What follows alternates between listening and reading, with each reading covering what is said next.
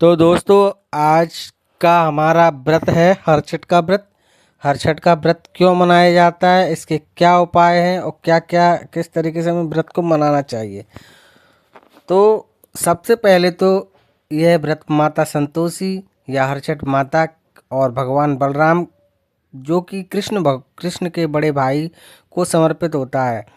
इस दिन महिलाएं, विशेष रूप से गर्भवती स्त्रियां या संतानवती स्त्रियां, अपने बच्चों की भलाई या व्रत करती हैं।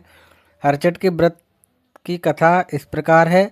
बहुत प्राचीन समय की बात है। एक ब्राह्मण की पत्नी हरछठ माता का व्रत किया, लेकिन व्रत के नियमों का ठीक तरीके से पालन नहीं किया। उस दिन से अन्न दान खा लिया। परिणाम स्वरूप उसकी संतान को कष्ट हुआ। तब उसने पश्चाताप कर पुनः विधिपूर्वक व्रत किया। हरछठ माता से क्षमा मांगी। उसकी संतान को स्वस्थ और लंबी उम्र का आशीर्वाद प्राप्त हुआ।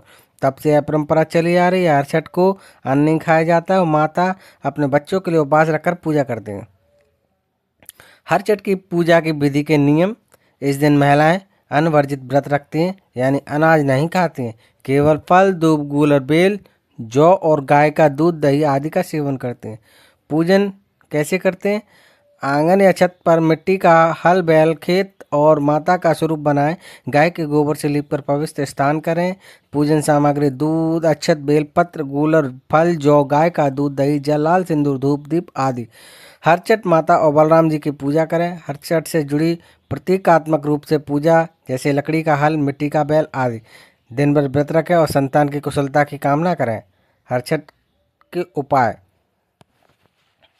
हरछठ माता को दूब और बेलपत्र चढ़ाएं, जिससे संतान और दीर्घायु रोग मुक्त होती है।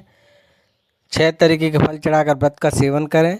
संतान के जीवन में विद्या, सुरक्षा, समृद्धि आती है। मिट्टी के बैल हल की पूजा करें। कृषि कार्य में समृद्धि आती है। गृहस्थ जीवन में सुख आता है। हरछठ माता के नाम का दीपक जलाएं, जिससे नकारात्मक ऊर्जा दूर जाती है। तो हरछठ माता का मंत्र इसी के साथ: ओम हरछठ माता नमः। संतति सुख सौभाग्य प्रदायिनी स्वाहा। संतान के दीर्घायु के लिए ओम बालकानां रक्षा करोतु जननी हरछठे नमः। इस दिन कुछ बातें जो ध्यान रखी जाना चाहिए।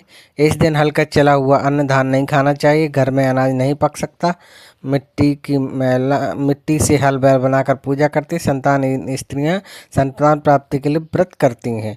तो ये थी हमारी छोटी सी हरछठ माता की कथा, जो आप लोगों ने सुनी। और आप